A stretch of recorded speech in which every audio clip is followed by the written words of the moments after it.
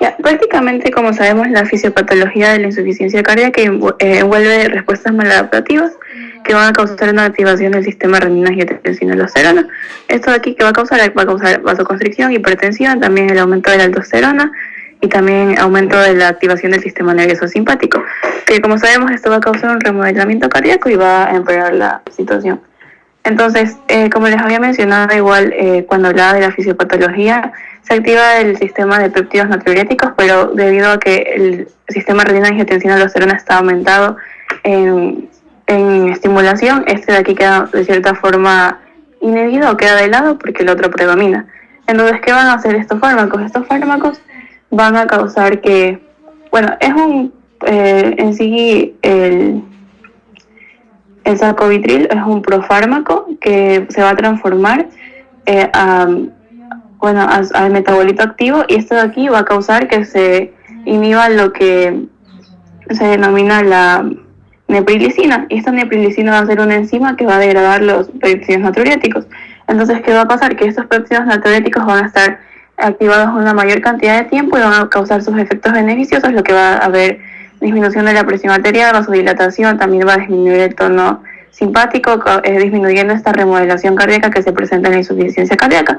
Igual como vemos ahí en el cuadro, va a disminuir los niveles de aldosterona, la fibrosis y la hipertrofia, aumentando también la natriuresis y la diuresis. Ahora, ¿por qué es importante esta combinación también con el valsartán? Porque al haber también una activación del sistema renina-angiotensina-aldosterona, este debe de inhibirse. Entonces se va a dar este valsartán como inhibidor de los receptores AT1, y esto de aquí va a inhibir esa mal respuesta que va a causar el sistema, como ya les había mencionado, de vasoconstricción y aumento de todas estas respuestas que van a causar una progresión de los síntomas. Entonces este fármaco, que sea una combinación dual, va a causar que haya un equilibrio entre estos dos mecanismos. Pásale. Ya, igual, es importante darlos combinados porque debido a que la neprilicina también actúa a nivel de la angiotensina 2, y al inhibir esta enzima también vamos a tener una acumulación de la angiotensina 2. Es por eso que no se puede utilizar solo este inhibidor de la neprilicina, que es el sacubitril. Por eso debe estar siempre combinado con un inhibidor del receptor de la angiotensina. Y también es importante aquí mencionar que, como vemos en la imagen, habla de la bradicinina, y esta sustancia también es catabolizada por la neprilicina. Entonces, si inhibimos esta enzima, también se va a aumentar las cantidades de esta sustancia. Por esto, algo muy importante de mencionar es que no se puede dar este fármaco con IECAS, porque esto va a causar que se incremente el riesgo de angioedema en los pacientes. Y es por eso que muchas veces en las indicaciones para dar este fármaco a los pacientes se indica que debe estar el paciente como mínimo 36 horas libre de la administración de IECAS, porque si se administra aún cuando está presente la acción de estos fármacos, puede presentarse un angioedema en el paciente. Pásale. Bien, entonces, varios estudios se han realizado. Bueno, el estudio principal que se ha realizado en cuanto a este fármaco es el estudio del Paradigma Heart Failure Trial, y aquí se evaluó, se hizo una comparación en el uso de este fármaco en la insuficiencia cardíaca crónica con una fracción de eyección disminuida frente a pacientes que tomaban enalapril. Entonces, debido a que este fármaco ayudaba más a estos pacientes y principalmente está indicado en pacientes con una insuficiencia crónica de clase funcional 2, 3 o 4, según la New York Heart Association, que ya habíamos visto los criterios. Entonces, con una fracción de eyección del ventrículo izquierdo menor o igual a 35%. Y otra indicación importante es que en estos pacientes debemos estar seguros que toleran tanto los IECAS como los ARA2, para posterior a esto empezar a administrar este fármaco. Entonces, esto es un resumen. Principalmente, como vemos, la insuficiencia cardíaca va a aumentar el sistema renina-angiotensina-aldosterona y la estimulación del sistema nervioso simpático, y como vemos ahí, va a causar vasoconstricción y fibrosis y una hipertrofia ventricular. Esto sabemos que es una respuesta que va a causar una mala adaptación. Entonces, el valsartán va a actuar a este nivel como como inhibidor de los receptores AT1 o un antagonista, causando que se bloquee este sistema. Por otro lado, el sacubitril va a preservar los beneficios protectores de este sistema de péptidos natriuréticos, al inhibir la neprilicina, que como les había mencionado va a ser esta enzima que va a catabolizar estos péptidos y va a reducir su degradación. Entonces vamos a tener más vasodilatación, menos fibrosis y va a haber natriuresis y diuresis por un periodo más prolongado sin que este se vea inhibido por la mayor acción del sistema renina-angiotensina-aldosterona.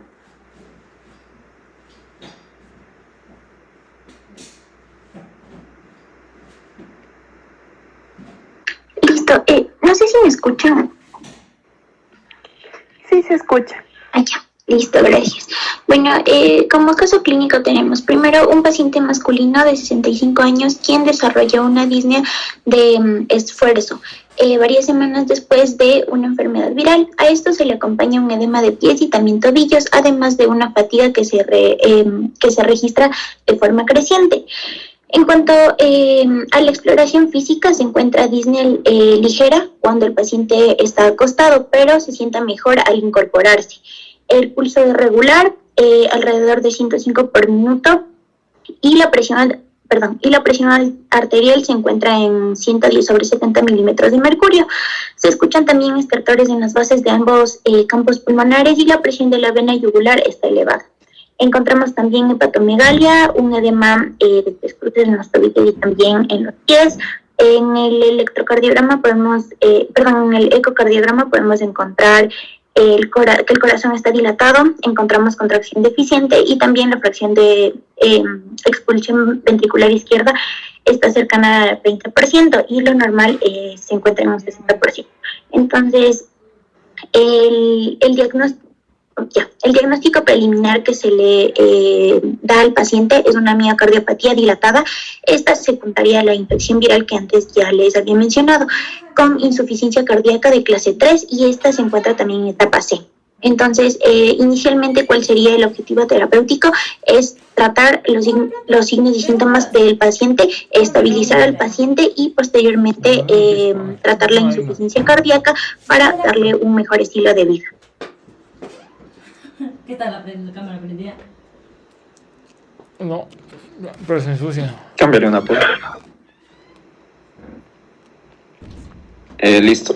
Como ya escuchamos, nuestro paciente tiene una fracción de expulsión baja con una insuficiencia cardíaca sistólica. Prácticamente lo que se debe hacer aquí es un tratamiento inicialmente sintomático, es decir, tratar el edema, tratar la disnea que sufre el paciente para mejorar en un primer estadio su calidad de vida. Y luego adaptar el tratamiento a un tratamiento a largo plazo o crónico. Inicialmente lo que debemos considerar es que para este tipo de insuficiencia cardíaca con una afección directamente sistólica o ventricular izquierda, el tratamiento inicial está directamente dado o relacionado con lo que son los diuréticos. ¿Para qué? Para disminuir el edema y disminuir lo que es la disnea. A su vez de que se incluye también un agonista de la aldosterona y un bloqueante beta-adrenérgico. Para ello, en este inventario farmacológico hemos considerado las características que nos ofrecía el libro acerca de la efectividad de cada uno de estos fármacos sobre lo que es la contractilidad cardíaca, la frecuencia, la reducción de la precarga, la reducción de la poscarga y el riesgo de arritmia que cada uno presentaba. Como podemos observar, a pesar de que los diuréticos no presentan una actividad sobre lo que vendría a ser la contractilidad cardíaca y la frecuencia, sí reducen la precarga y no tienen un riesgo de arritmia como los otros fármacos que se muestran en la tabla. Por eso debemos considerar que los diuréticos son el fármaco de primera elección para el tratamiento sintomático inicial de lo que vendría a ser el paciente, que es prácticamente la primera vez que observa este cuadro clínico como de insuficiencia cardíaca que ya ha debutado en un estadio tipo 3 y que prácticamente lo que le lleva es a producirse la disnea y el edema. Entonces lo que debemos hacer en una forma inicial es disminuir estas dos sintomatologías para luego hacer el tratamiento crónico como ya les indiqué. Cámbiale una, por favor. De esta tabla les seleccionamos los diuréticos y entre los diuréticos prácticamente estos tres grupos farmacológicos que habíamos mencionado, inicialmente lo que se hace es incluir solo un diurético.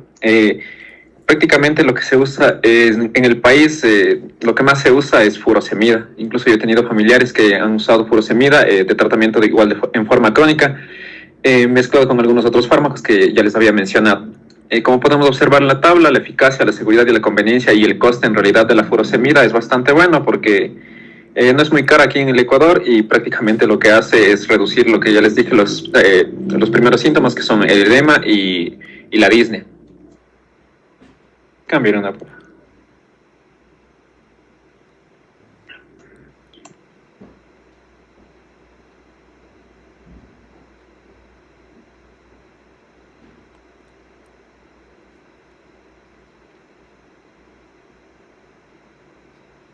Bueno, entonces para el tratamiento de este paciente lo que vamos a hacer es, como ya mencionó mi compañero, utilizar un diurético que sería la furosemida, 40 mg cada 12 horas, un glucósido digitálico que sería la digoxina 0.25 mg al día, tomando en cuenta las precauciones y los efectos adversos.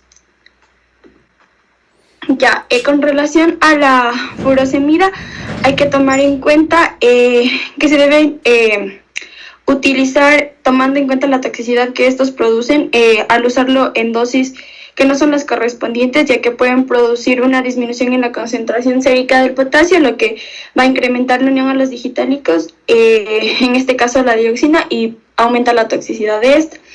Entonces, con las precauciones, como ya les dije, las alteraciones de los electrolitos, puede causar la depresión de agua y provocar deshidratación y disminución del volumen sanguíneo.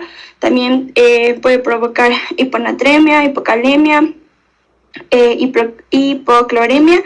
Y si existiera alguna alteración electrolítica previa, es necesario corregirla antes de iniciar el tratamiento. Hay que evitar el uso en conjunto con medicamentos ototóxicos o nefrotóxicos, ya que estos aumentan la ototoxicidad. Dentro de los efectos adversos frecuentes encontramos la hipotensión ortostática como resultado de la diuresis masiva, la hipocalemia, la hiponatremia leve, la sequedad de la boca, el aumento de la sed, las arritmias, calambres o dolores musculares. Con respecto a la digoxina, como ya sabemos, en su efecto inotrópico positivo, incrementa la fuerza de contracción.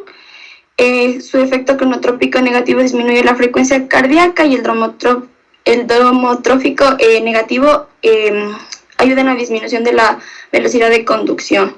Como precauciones, debemos tener en cuenta a pacientes con infarto agudo de miocardio reciente, el hipotiroidismo, y en caso de existir algún desequilibrio hidroeléctrico, corregirlo primero antes de empezar con el tratamiento y uso de la digoxina. Entre los efectos adversos frecuentes tenemos la anorexia, las náuseas y el vómito, también las arritmias, visión borrosa y la ginecomastia y las convulsiones. Gracias. A ver, la digoxina no, como les digo, no es de primera línea para tratamiento de la falla cardíaca, sino con fracción de eyección baja. O bueno, de la falla cardíaca en general, diuréticos, IECAS o ARA2. Y bueno, ¿qué más? Beta bloqueantes y espironolactona es los que se deberían preferir. La digoxina, solo que tengas problemas y persista signos y síntomas de falla cardíaca, pero no es así de primera línea. Ya vimos en las indicaciones. A ver, ¿qué otra cosa? El sacubitrilo. A mí se me parece... A ver, no me acuerdo la casa que comercializa el Entresto, que es lo que hay aquí en el país. María Isabel, ¿te acuerdas de qué casa? Novartis, doc. ¿Ah? ¿Novartis? Sí, doc, Novartis. Me parece un abuso, porque hay muchos pacientes que lo que se comienza cuando tienen hipotensión e insuficiencia cardíaca es con dosis muy bajas de IECAS, de hasta 2.5 miligramos. Y es difícil asociarles de una con el sacubitrilo. Pero eso se ha puesto de moda. Si vas a hospitales especialmente privados, los cardiólogos utilizan eso. Debe ser costoso. No sé. Sí, no me fijé en el costo. No sé si investigaron, pero debe ser costoso. No está, por lo tanto, al alcance de muchas personas. No consta en el Cuadro Nacional de Medicamentos Básicos. Déjeme compartir algo con respecto a eso. Déjeme compartir, ¿sí? Sí puede compartirlo. Ya puedes compartir.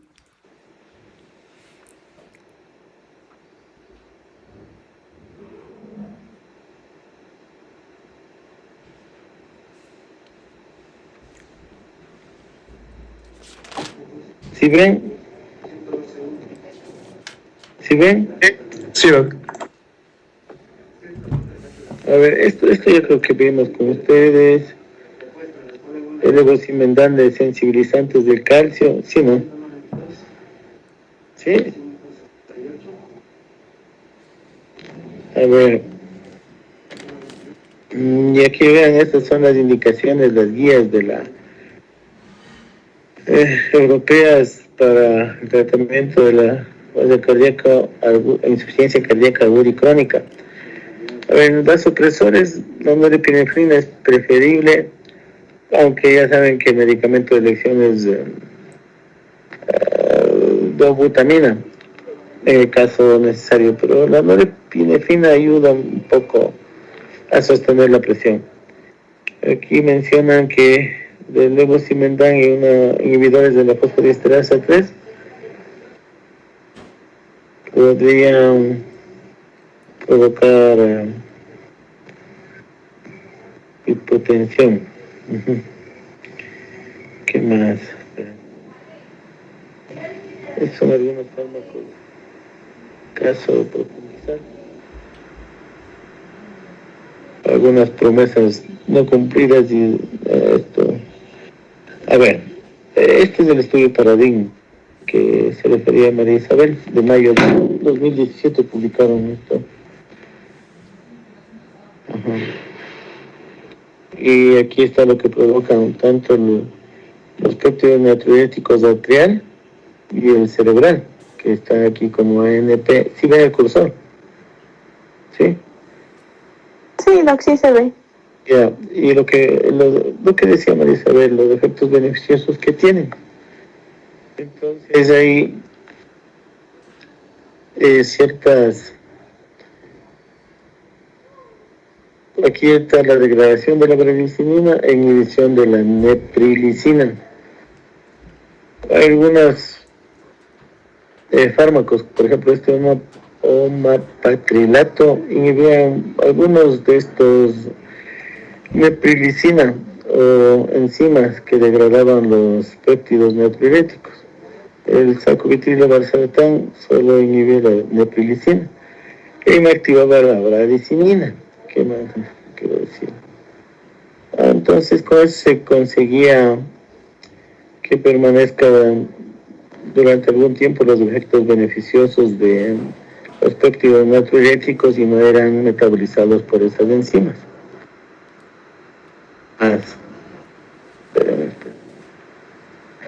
Y este es las conclusiones de este estudio Paradigma. Vean ustedes, la insuficiencia cardíaca con fracción de eyección reducida, lo que hacían con IECAs, beta bloqueantes y antagonistas de los mineralocorticoides, reducían la mortalidad en este caso. A ver, entonces, sí, un 15%, un 35% y un 30%. Pero asociándole el sacubitrilo a todos estos efectos benéficos, se ha sumado un 20% más de, esto me parece que es supervivencia, así es. Entonces, se imaginan, buenísimo. Y aquí está lo que sucedía comparado con el enalapril y esta combinación de sacubitrilo valsartán. Bueno, con el enalapril, la muerte cardiovascular se producía un 16.45% de casos, en cambio con sacubitrilo 13.3%, menos que con el enalapril solo. Y la mortalidad por cualquier causa también disminuía, como se ve aquí, 16.9 con el uso de sacubitrilo, en comparación con 19.82 usándolo en Arapé.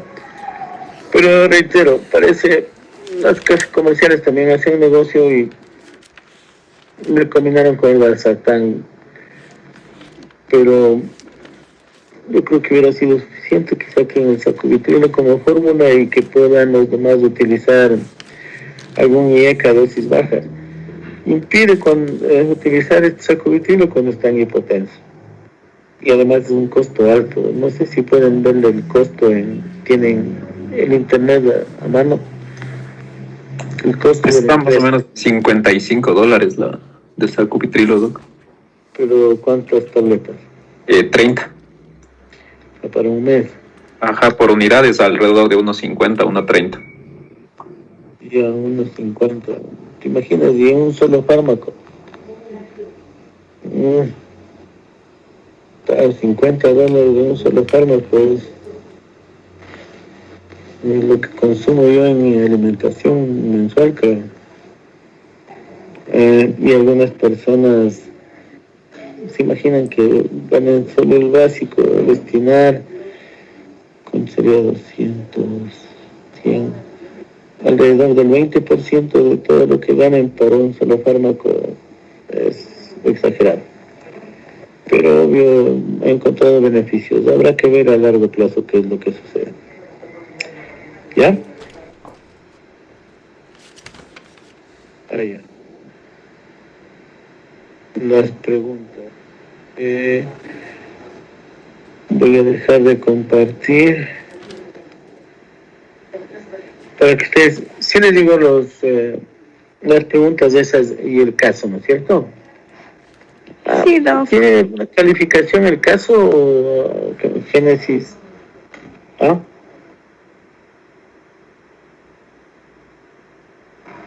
Génesis. Sí, Doc, sí, dígame. ¿Estaba contemplado que califiquen el caso o que tenga alguna calificación? Sí, Doc, en la parte de casos clínicos que igual sería para todos, pero, o sea, no como práctica, sino solo como caso clínico. Eso, ¿cómo? ¿Sobre cuánto es la calificación? No tengo... Permítame revisar, Doc. No sé si Adri tiene tal vez a la mano. Yo lo que estoy viendo y en las notas que usted nos dio era era los debates nomás, los foros que era 4 puntos y de ahí eran las prácticas que valía 2.5. Eran 4 prácticas, entonces no está en el registro de notas algún caso clínico. Doc, me parece que la última vez separamos de las ¿Tienes? de las exposiciones. Como aportes ya, como cuánto en un balance general, cuánto tendrán de aportes positivos y cuántos negativos. Un aproximado. Se me ocurre que pueden ser, unos 30 positivos y unos 50 negativos. No, Doc, más tenemos positivos. ¿En serio dicen? Sí, Doc, más hay positivos. Bueno, pongámoslos como aportes positivos o negativos. 10 está bien. Estos casos, ¿ya? Ya, Doc. Y esto sería como grupal, ¿ya? Ya, listo, Doc. Entonces, ¿cuánto se pondría en este caso que acaban de presentar? Sobre 10 aportes, ya. Positivos, quiero decir. Porque, digan, y no les pongo yo directamente, pero digan, yo opino, es una opinión, no les va a decir nada. Prendan las cámaras, porque si no, no les veo. ¿Sí me escucharon? Sí, Doc. Ya. Voy a ponerles en ese modo galería.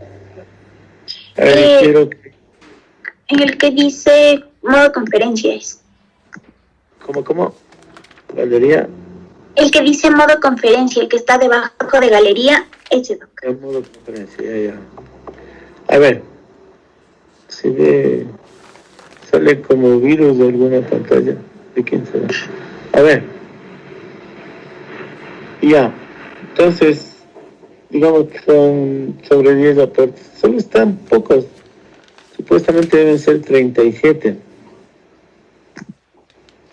Sí, Doc, pero sí estamos todos conectados. Ya, a ver.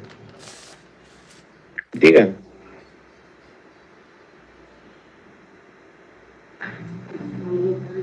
A ver, ¿quién quiere opinar? Digan, yo opino que nos merecemos esto, por esto. Ya, bueno, como nadie quiere participar, van a tener 5 negativos. Ya, sigamos. Está difícil. Sí, bueno, ahora vamos a ponerles 5 positivos y 5 negativos, es decir, 0. Sigamos. ¿Ya? Ahora sí, el otro caso. Ese caso valen 10 aportes por cada ítem, más o menos. Vamos. Ya, Doc. Chicos, sí, por favor, pueden el primer grupo.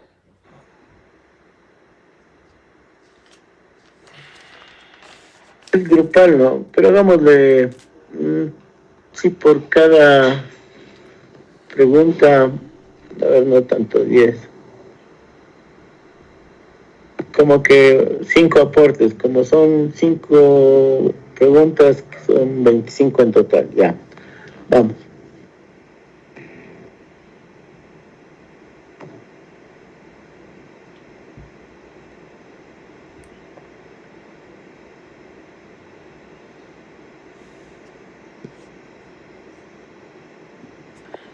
Ya, buenas tardes, doctor. Buenas tardes, compañeros. Bueno, el caso clínico se trata acerca de un hombre de 72 años que ingresa en la unidad de cuidados intensivos desde la sala médica por hipotensión de 80 sobre 40. Espérate un momentito, no sé quién habla. Mariuri. ¿Cómo se dividieron Génesis y Adriana? ¿Hicieron 5 cada, o sea, grupos de 5 cada pregunta? Doc, sí, las preguntas con el caso que usted nos mandó, cada una, como nos dijo que era grupal, cada uno de los ítems hizo un grupo. Estos grupos son los que siempre presentamos las exposiciones, o sea, son los mismos grupos de siempre, dividido para los ítems que usted nos mandó. A lo que me refiero es si todos participaron. Van a presentar, sí, Doc. Ya, pero digo de los 30 y... Cada grupo se organiza diferente. Por ejemplo, un grupo van a presentar solamente 2 personas o así. O sea... Digo, ¿están incluidos todos? Para que sí, Doc, todos, sí, Doc, todo el curso está incluido.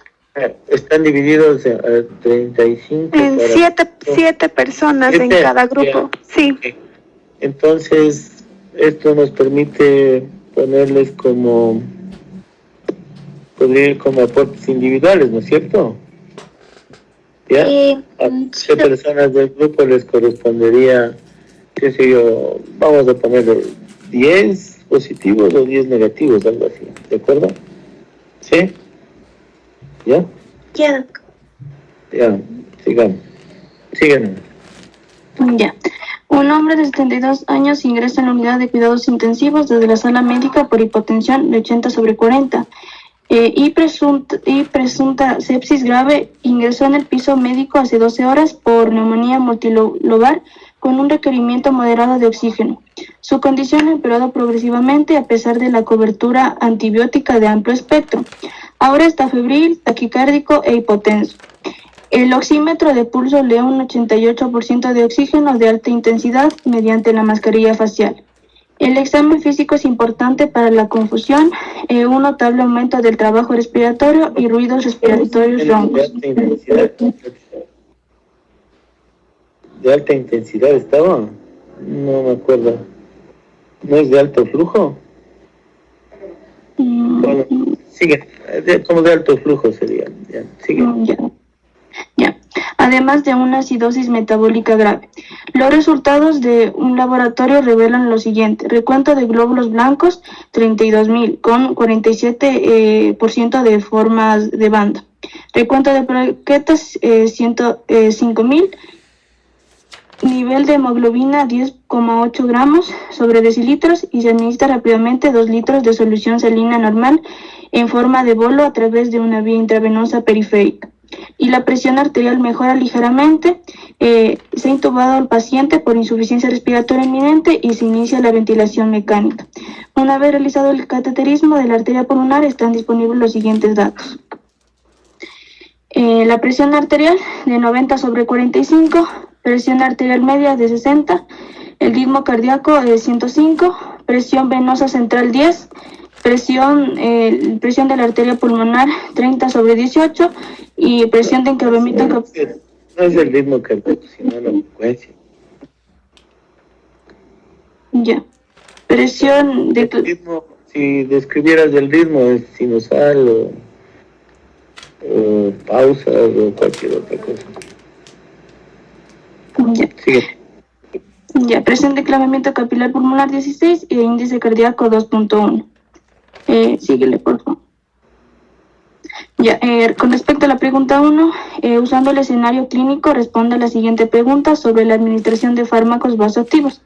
Selecciona el fármaco vasoactivo que administrará al paciente en relación al parámetro hemodinámico. A, norepinefrina. B, dopamina de 6 kilogramos por minuto, dopamina de 25 kilogramos por minuto, dobutamina y epinefrina. Y los parámetros hemodinámicos. Microgramos. Ya, en los parámetros hemodinámicos encontramos la presión arterial de 90 sobre 45, la presión arterial media 60, el ritmo cardíaco 115, la presión venosa central 8, la presión arterial pulmonar 25 sobre 15, la presión de encabamiento capilar pulmonar 12 y el índice cardíaco 3.3. Siguiente, por favor. Bueno, buenas tardes, doctor y compañeros. Nosotros hemos elegido la respuesta B, que corresponde a dobutamina. Debido a que esta... Espera, una cosa. Desde mi punto de vista, hubiera sido comparar los parámetros iniciales y con la respuesta que hubo. Y a partir de eso, ver cuáles son los cambios. Eso va a permitir tener una mejor idea. Pero espero, veamos cómo de desarrollarlo. ¿Sigue? Bueno, entonces la dobutamina tiene un efecto directo sobre los receptores adrenérgicos beta-1 cardíacos, lo que va a hacer que aumente la inotropía, la cronotropía y el gasto cardíaco. Y además esta tiene un ligero efecto sobre los receptores alfa-1 y beta-2, lo que va a generar una vasodilatación generalizada y una disminución de la resistencia vascular sistémica. En cuanto a la vasodilatación generalizada, esta va a ayudar a una disminución de la presión arterial.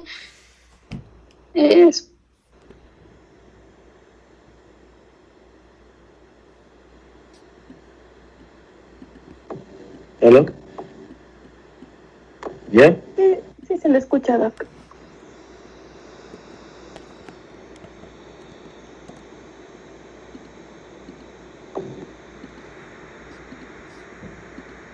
Regrésale a la diapositiva anterior. A ver, amplíale, no se ve bien. A ver, ¿cómo se explica eso de lo que ustedes escogieron aquí en los parámetros hemodinámicos? A ver, si mal no recuerdo tenía 80, 40 la presión, la inicial. Por eso les decía, es mejor comparar los parámetros hemodinámicos antes y después. Si no, ¿cómo vas explicando las cosas? Creo que mejoró la presión arterial. La presión arterial media, algo sin alcanzar un buen. La frecuencia cardíaca creo que tenía 110, pero como la dobutamina no incrementa mucho la frecuencia, sino levemente subió a 115. A ver, la presión venosa central estaba en 16. No me acuerdo. Regrésale a la anterior. En 10, Doc. En 10, ya. A la de enclavamiento era 16. Ya. Ya. Mejoró la de enclavamiento. Que el máximo es 18, ¿no? El índice cardíaco, el índice cardíaco, para ver. Está en 2.1, ya. La siguiente. Entonces, a ver, si van a sustentar que es la dobuta, ¿dónde van a irse? Primero, ¿mejoró el índice cardíaco? Sí, pues. Y eso mejora la presión de enclavamiento también, porque disminuyó. El índice cardíaco 2.2, digamos que es el basal. La presión venosa central también mejoró, eso quiere decir que está manejando mejor el corazón, los líquidos. Pero, ya. A ver, la siguiente. La siguiente. A ver, glutamina, ya vamos a ver. Después. Pero si fuera esa la respuesta correcta, ¿cuántos se pondrían los compañeros que no son del grupo y los del grupo? Sobre 10 aportes, ¿cuántos se pondrían?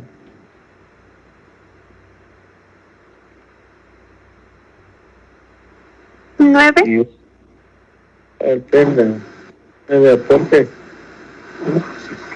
Ya. ¿Alguien opina algo diferente?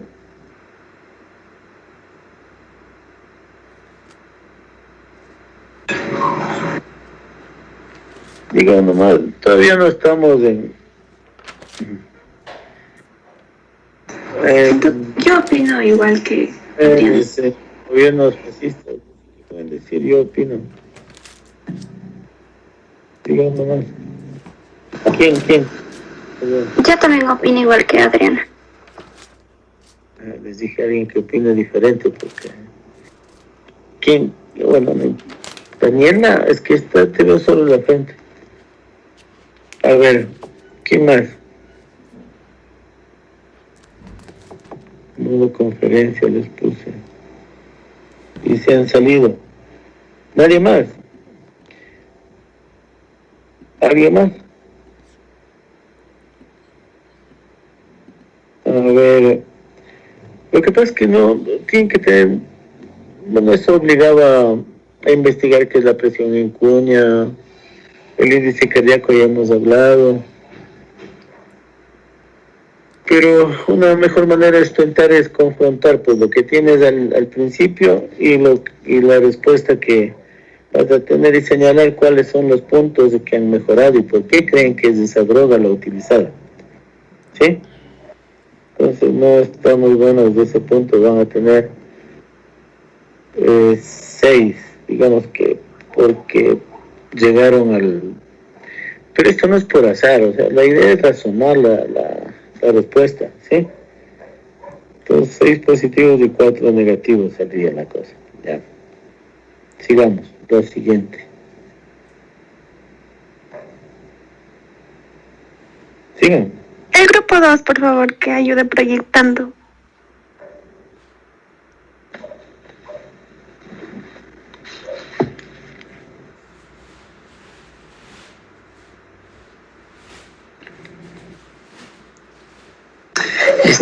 Buenas tardes, Doc, buenas tardes, compañeros. Vamos a presentar el caso clínico. Un hombre,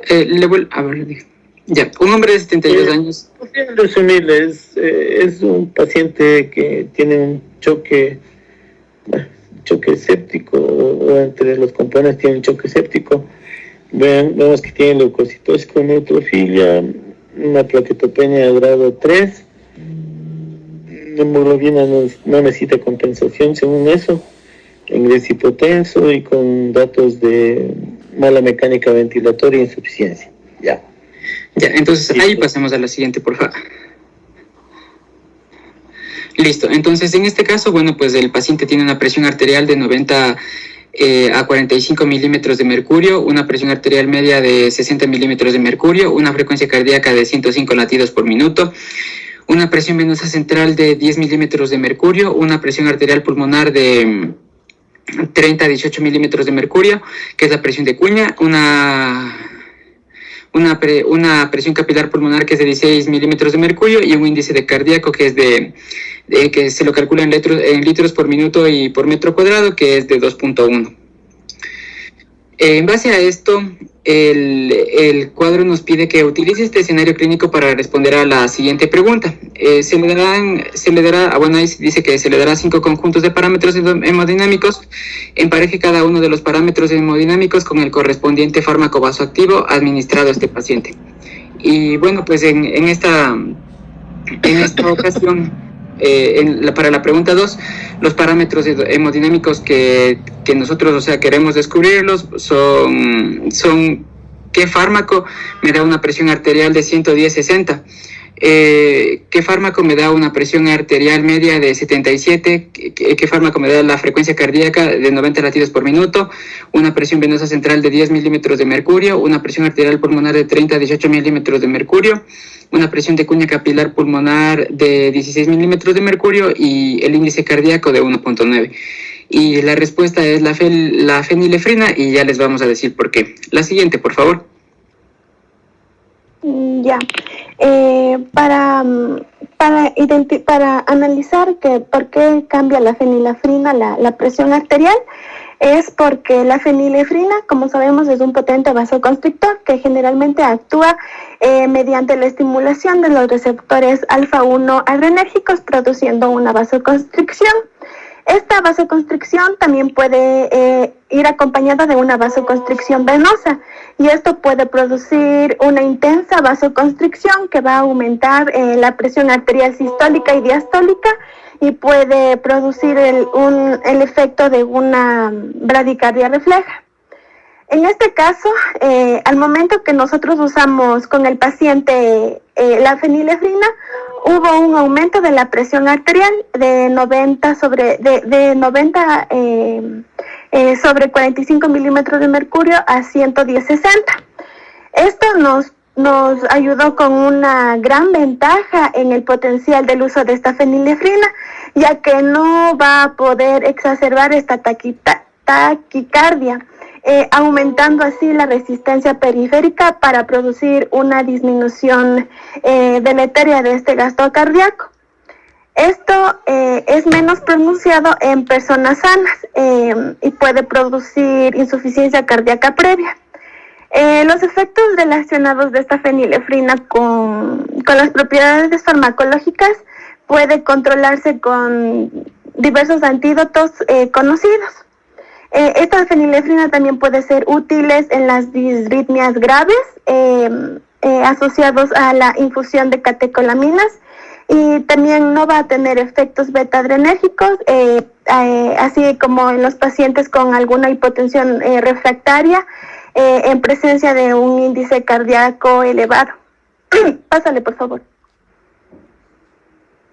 A ver, en ese, lo que han tomado ahí es loratadina más fenilefrina, es lo que se usa para localmente administrarle en las fosas nasales como sintomático de los que tienen rinitis o algún problema de ese tipo.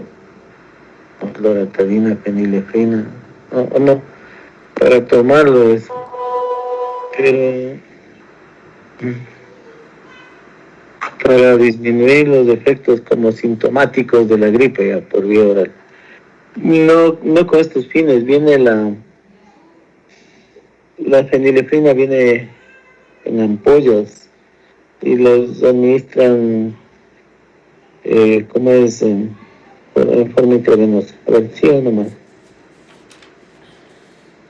Ya, ahora les voy a explicar por qué la fenilefrina va a estar afectando la presión arterial media. Como sabemos, la presión arterial media se va a obtener sumando la presión sistólica a la diastólica. Esta va a estar multiplicada por 2 y todo esto va a estar dividido para 3. Los rangos normales de esta presión arterial media van a variar entre 70 a 105 milímetros de mercurio. Entonces, el mecanismo de estas variantes van a producir una resistencia vascular sistémica. Entonces, cuando el calibre del vaso sanguíneo va a aumentar, va a haber vasodilatación y la resistencia al pasaje de sangre va a disminuir. Entonces, si este calibre disminuye, hay una vasoconstricción y va a aumentar la resistencia. Igualmente va a aumentar la viscosidad de la sangre y va a producir una longitud del vaso mayor y la resistencia vascular se va a incrementar. Por tanto, en este paciente, luego de administrar este fármaco como es la fenilefrina, la presión se va a regular, se regulizó. Entonces, esto se produjo por el potente vasoconstrictor que tiene este efecto y va a actuar estimulando los receptores alfa-1 adrenérgicos. Igualmente va a aumentar la resistencia vascular sistémica, que es el principal responsable del aumento de la presión arterial media. Y también hay que destacar que esta resistencia vascular sistémica no va a haber... Pásale, por favor.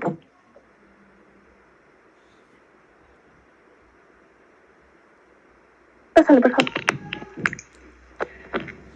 Bueno, ya está claro que la fenilefrina. Lo que quiero que regresemos es, a ver, ¿qué nos ibas a contar alguien? A ver, ¿por qué la fenilefrina? A ver. Yo les iba a indicar por qué la fenilefrina cambió su frecuencia cardíaca. Entonces, como sabemos que tras la administración de esta fenilefrina, la frecuencia cardíaca disminuyó a 90 latidos por minuto. Entonces esta fenilefrina, como ya les dije, es el agonista alfa-1 adrenérgico y como se produce la vasoconstricción. Entonces, esta fenilefrina no va a tener ningún efecto beta-adrenérgicos, por lo que no tiene los efectos cronotrópicos, inotrópicos y hidromotrópicos en el corazón. Entonces, esa es la razón de que se produjo una disminución de la frecuencia cardíaca.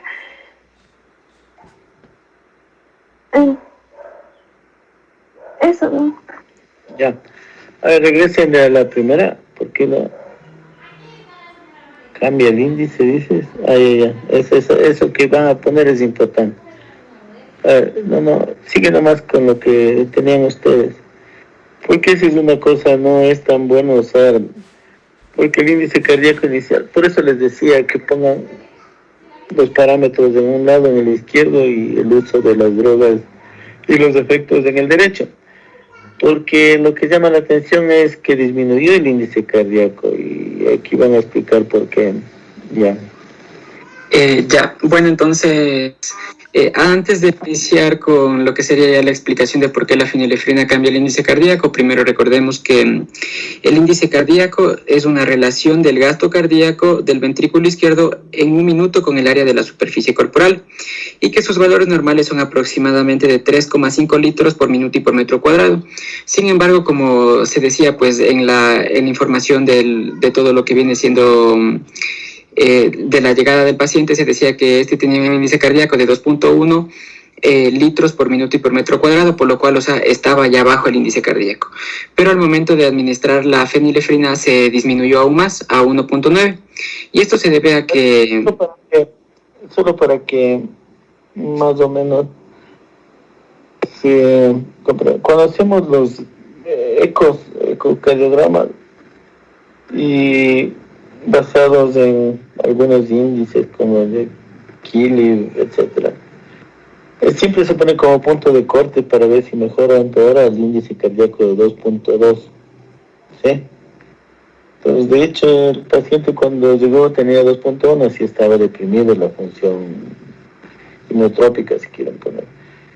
Y con la fenilefrina es como más abajo, pero así, ese es los parámetros, o el punto de quiebre, digámoslo así, si quieren, o el basal, o en qué nos basamos para ver si ha mejorado o empeorado.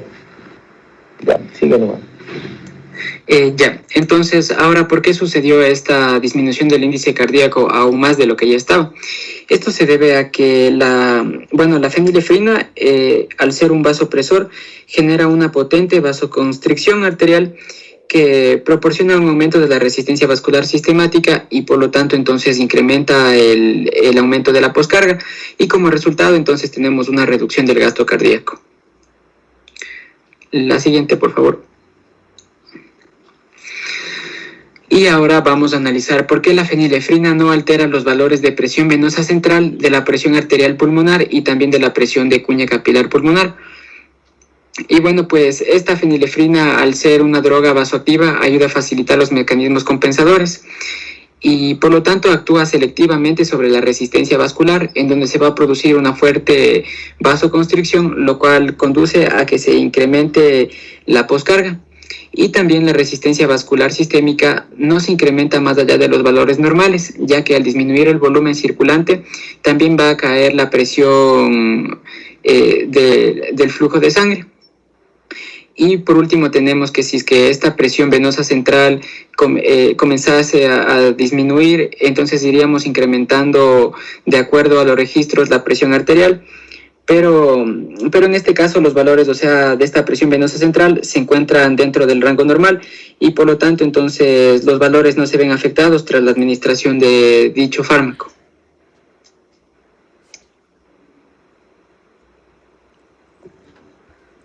Ok. Deja ver la referencia bibliográfica de esa ficha técnica. Donofiglio. Ya. Ok, ya la fenilefrina, bueno de hecho ya la dobuta está bien, la fenilefrina también, pero ya, ¿cuánto? No les veo a nadie en la sala, no veo, solo está Adriana.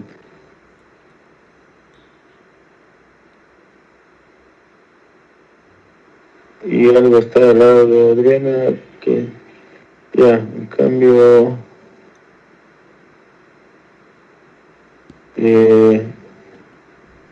deja ver, Roger es que ocupa en cambio dos puestos, ya. A ver, ya, ¿y cuánto se pondría en aportes para este grupo? ¿Qué opinan los demás de los que no son del grupo? Pueden opinar primero. Doc, yo considero que podría ser un 10 porque en realidad expusieron muchas cosas como que importantes en cuanto al caso y creo que fue un caso bastante completo, entonces yo creo que un 10 estaría bien. 10, así, ya. De golpe. Ya. A ver, ¿alguien más? ¿Nadie más quiere opinar? Yo también opino que sí hicimos un trabajo de investigación entre grupo y también nos esforzamos bastante. Ya. Entonces, ¿cuánto dices tú? Igual un 10. 10 de punto, sí, de golpe. A ver.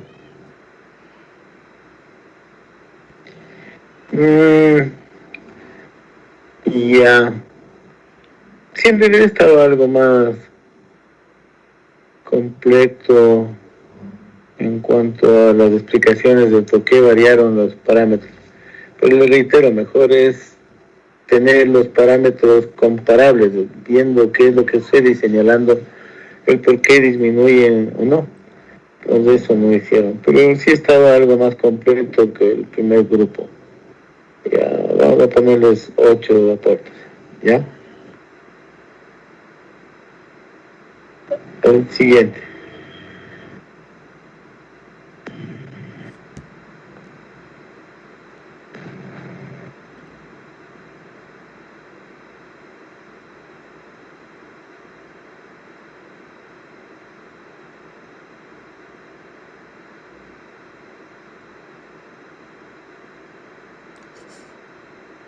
No se ve nada. ¿Ya? ¿Me escuchan? Ahí sí. ¿Se ve mi pantalla?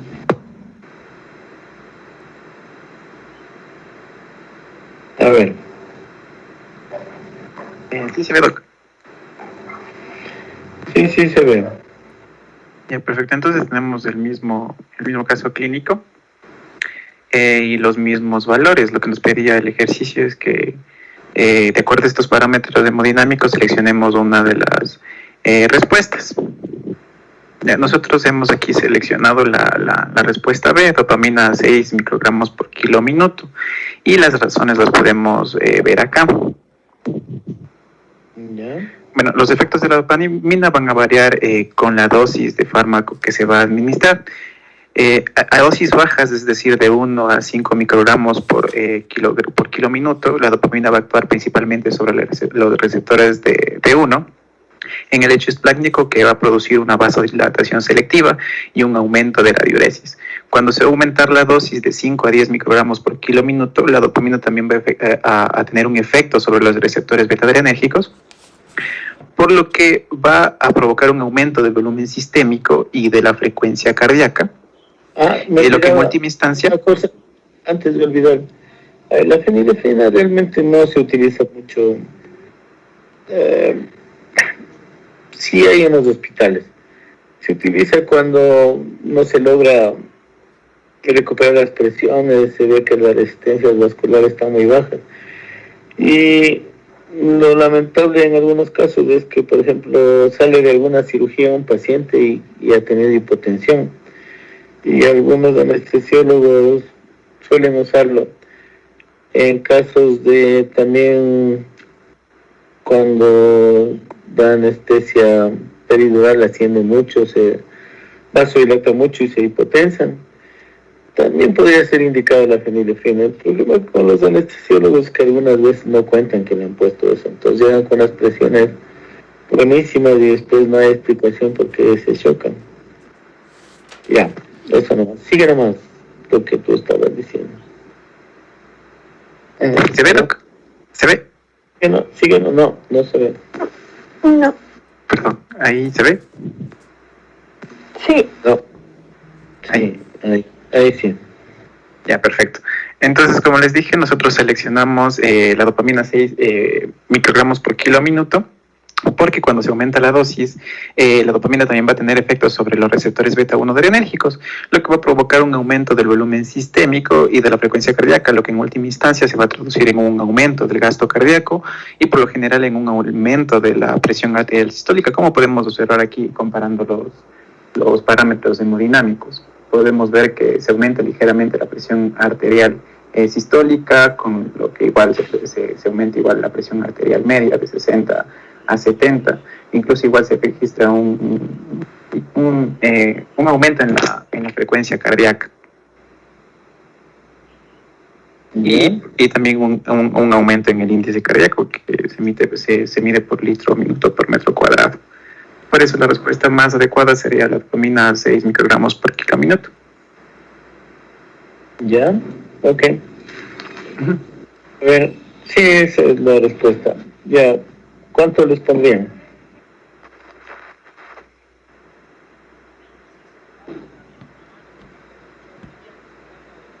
A ver, ¿cuánto les pondrían sobre 10 aportes? ¿Aló? 9. ¿Ya? ¿Alguien más quiere opinar? ¿Y por qué les bajaría un aporte?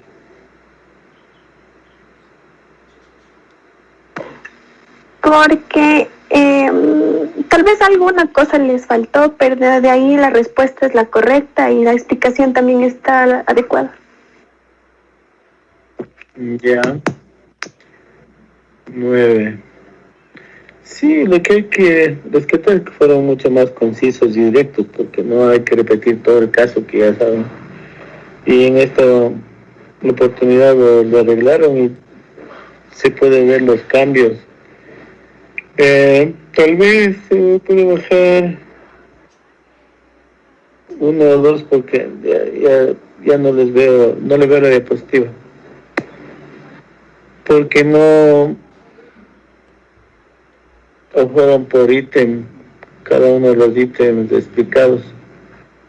Pero bueno, 9 aportes está bien, ¿ya? Sigamos.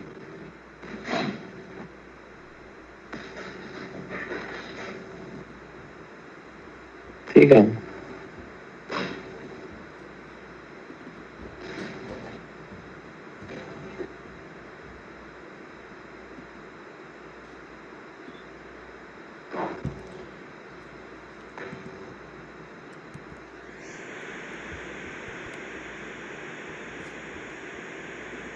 A ver, ahora sí.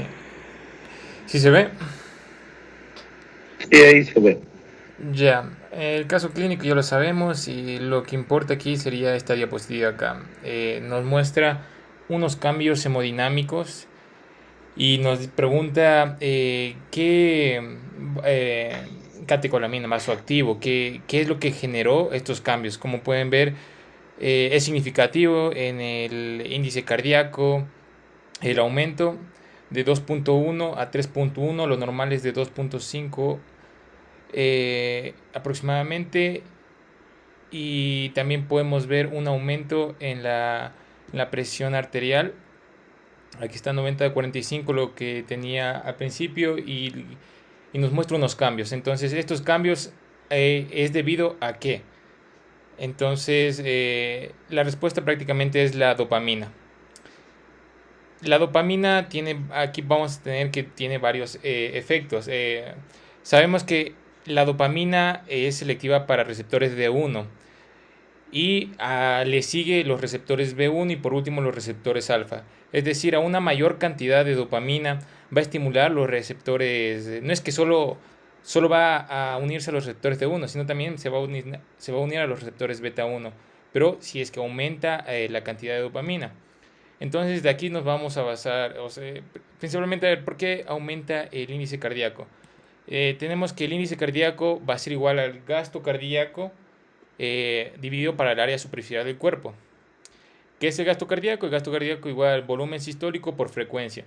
Y nos dice que ha aumentado de 2.1 a 3.1.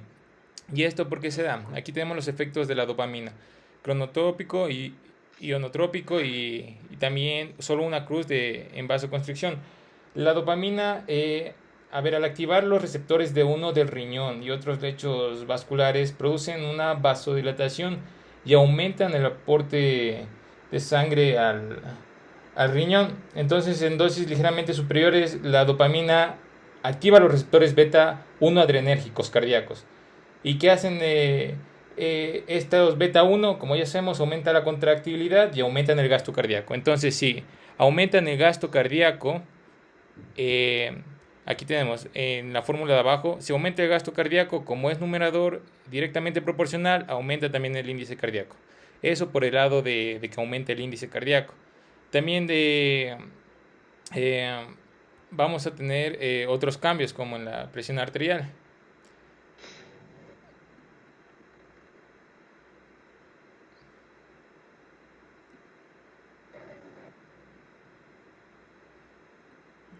Chicos,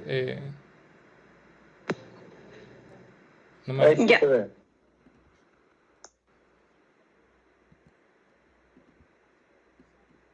Ya, en el caso del aumento de la presión arterial, como nos había explicado anterior nuestro compañero, pues hablaba acerca de que la dopamina en cantidades mayores, en este caso sería mayor a 10 microgramos por kilogramo por minuto. También hace preferible de que la dopamina también se una a receptores alfa y beta adrenérgicos, que muchos de ellos también sabemos que se encuentran en las metaarteriolas, y al actuar sobre estos receptores va a aumentar la vasoconstricción y por ende también va a aumentar la presión arterial, y de manera proporcional también va a aumentar la presión arterial media.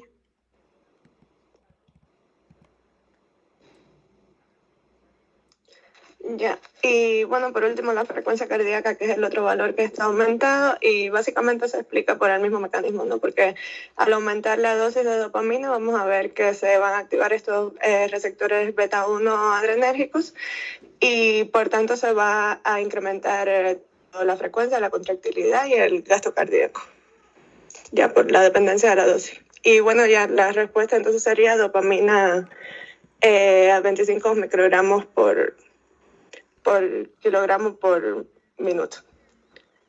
Está el inicio, ¿no? La respuesta. Sí, a ver. Sí, esa es la respuesta. Sí, A aquí ver. dice, a dosis más alta de 10 microgramos por kilogramo por minuto, va a estimular receptores alfa-adrenérgicos y beta-adrenérgicos. No hay que olvidarnos que por ser dopamina no es que solo se va a quedar en los receptores de uno. También, si es que vamos a dar a mayor cantidad de dopamina, como ya vimos, vamos a estimular los receptores alfa y los beta 1 específicamente.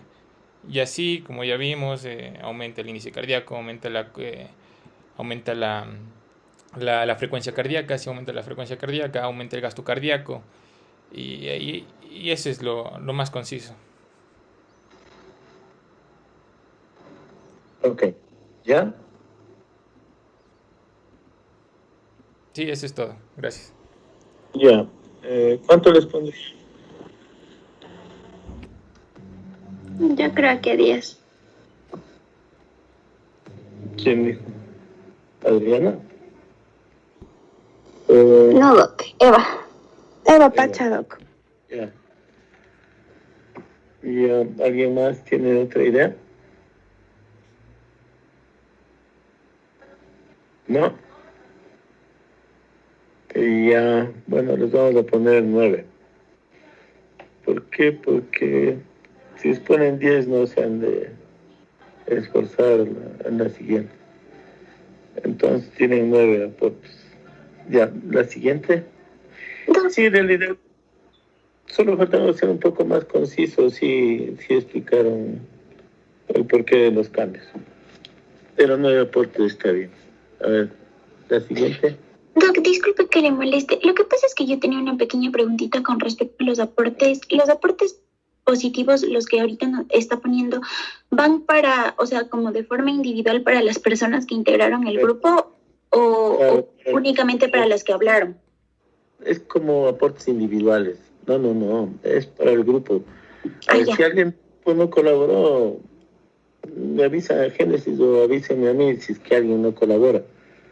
Porque eso sería sí un engaño. Y no es que están ustedes, como les digo, siendo malos compañeros o amigos, sino que no está bien que alguien tenga notas sin haber aportado nada. Todos aportaron, o si no le dicen a Génesis por interno y que me avisen a mí. Pero la idea es que cada grupo debe tener esos aportes como individuales, ¿sí? Pero los 7 de los componentes serán 9 aportes o 6 u 8. Ya, Doc. Listo, muchas gracias, Doc. Otra cosita, disculpe que le interrumpa. Lo que pasa es que el paralelo 9 ya tiene clases y como el día de hoy nosotros estamos recuperando, entonces... Bueno, entonces ahí nos quedamos. Todavía falta... Sí, el último, Doc. Falta solamente la última pregunta. Sí, pero las preguntas que yo les hago también faltan, ¿no? Ah, ya, listo, Doc. Mañana nos vemos entonces. Ya, pasen bien. Doc, mañana, muchas gracias. Está peor esto, entonces, no están saliendo, me imagino. No, Doc. Que si vieron esa cantidad de reuniones, no sé cómo entran 100, 500 personas. Pero está peor esto, está más complicado las cosas. Ya nos vemos. Chao. Hasta luego, Doc, muchas gracias. Ya, chao. Pasen bien.